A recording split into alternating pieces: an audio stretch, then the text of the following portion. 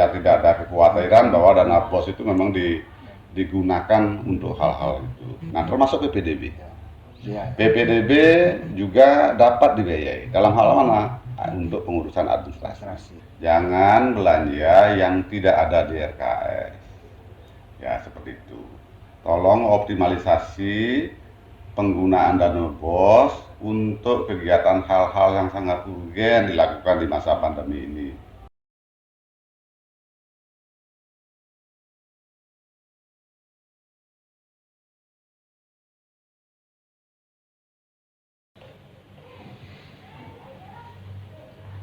Sahabat Sinar Timur TV, berjumpa kembali dengan saya Fransini dalam acara Bincang-Bincang dengan Bos, program kerjasama Dinas Pendidikan Pemuda dan Olahraga Kabupaten Buleleng Provinsi Bali dengan Sinar Timur TV.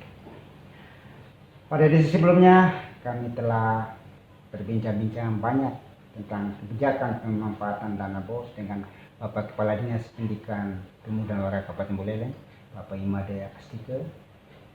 Kali ini di samping kami sudah hadir Bapak Ida Bagus Surya Bratu, seorang birokrat muda potensial yang dipercaya oleh Bupati Buleleng sebagai Sekretaris Dinas Pendidikan Pemuda dan Olahraga Kabupaten Buleleng. Om Swastiastu. Om Swastiastu, Pak Frans. Pemirsa, sahabat Sinar Timur TV, bahwa program ini pun kami tetap menerapkan protokol kesehatan sebagai dukungan kami terhadap pemutusan penyebaran virus COVID-19. Pak Sekdis, kita bincang-bincang santai dengan tentang dana BOS. Kira-kira bisa dijelaskan secara teknis pemanfaatan dana BOS di Kabupaten Buleleng sebelum masa pandemi dan kita masuk pada masa pandemi COVID-19. Silakan. Baik Pak Frans, jadi untuk pelaksanaan dana BOS di sekolah itu di satuan pendidikan itu sebenarnya ada petunjuk teknis yang setiap tahunnya diterbitkan oleh Kemdikbud untuk bisa kita jadikan pegangan dalam merealisasi anggaran tersebut untuk kebutuhan operasional sekolah. Kemudian berikutnya di era atau di masa pandemi ini ada juga kebijakan di sejak tahun 2020 kemarin, begitu pemerintah menyatakan bahwa pandemi COVID-19 ada di Indonesia, itu diluncurkanlah sebuah surat edaran tentang relaksasi penggunaan dana BOS untuk masa COVID-19 ini, dan itu masih diberlakukan sampai saat ini. Nah, kemudian masuk ke 2021 itu kita sudah diberikan juga rambu-rambu untuk mekanisme pemanfaatan dana BOS itu.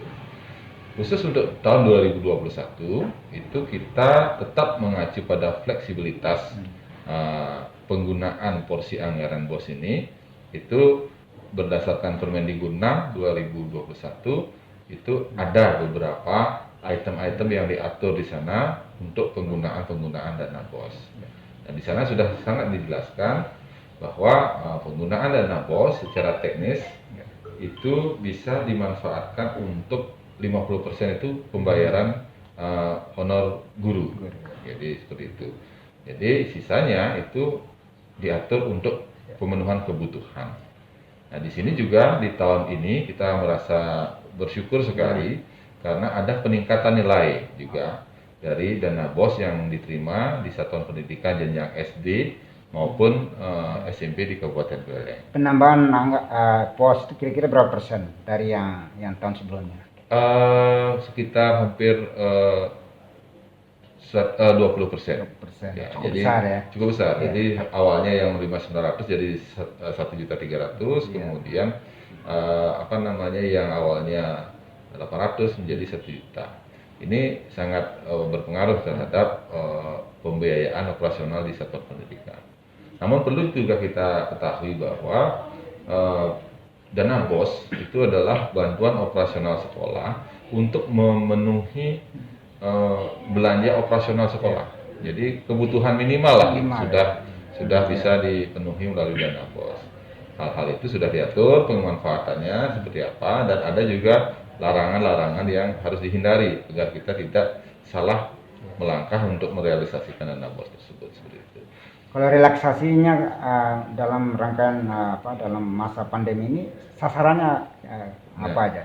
Baik, dari relaksasi ini sebenarnya relaksasi itu bahasa kita itu adalah ada fleksibilitas yang memungkinkan kita mengambil skala prioritas dari kebutuhan. Iya. Contoh misalnya untuk di masa pandemi ini kita memerlukan sarana untuk desinfektan, kemudian sarana untuk prokes lah itu. Prokes, ya. Kita bisa Bisa memanfaatkan dana dana itu untuk membeli. Kemudian juga saat ini pembelajaran kita beralih dari offline ke online, dari luring ke daring, itu bisa dimanfaatkan untuk membeli atau paket kuota, sehingga anak-anak yang kurang mampu itu bisa difasilitasi oleh itu, termasuk juga guru-guru, masuk juga akses internet untuk sekolah itu, karena kalau dulu itu prosentase ada.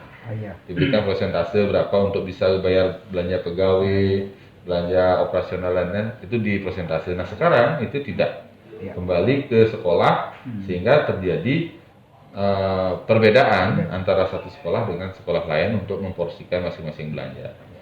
Kemudian juga perlu dimaklumi bahwasanya semua kebutuhan yang akan dibiayai dari belanja BOS ini harus ada di rencana kerja anggaran sekolah RKS. Jadi semua tercantum di sana. Dan RKS itu kita harapkan memang harus menjawab kebutuhan rapor yang sekolah miliki. Kita di sekolah itu ada namanya rapor mutu pendidikan. Jadi di sana kita lihat refleksi apa-apa yang sudah kita lakukan, apa yang sudah memiliki nilai bagus kita pertahankan, yang kurang kita endorse untuk bisa nantinya menjadi lebih baik lagi seperti itu. Sesuai dengan Permendikbud nomor 6 2021, anggaran ini kan juga dana BOS ini bisa juga dipakai untuk penerimaan siswa baru. Itu bisa dijelaskan? Iya, betul. Nah, untuk masa PPDB, yang perlu dicatat masyarakat bahwa tidak ada pungutan. Tidak ada pungutan untuk penerimaan siswa baru. Tidak ada pungutan, ya. Tidak ada biaya yang dikeluarkan. Ketika sekolah itu sudah mengajukan pertanggungjawaban secara administrasi, bisa kita lihat. Kemudian bukti fisiknya pun nantinya harus kita lihat juga. Nah, ini untuk meminimalis nantinya terjadi kesalahan-kesalahan atau maladministrasi.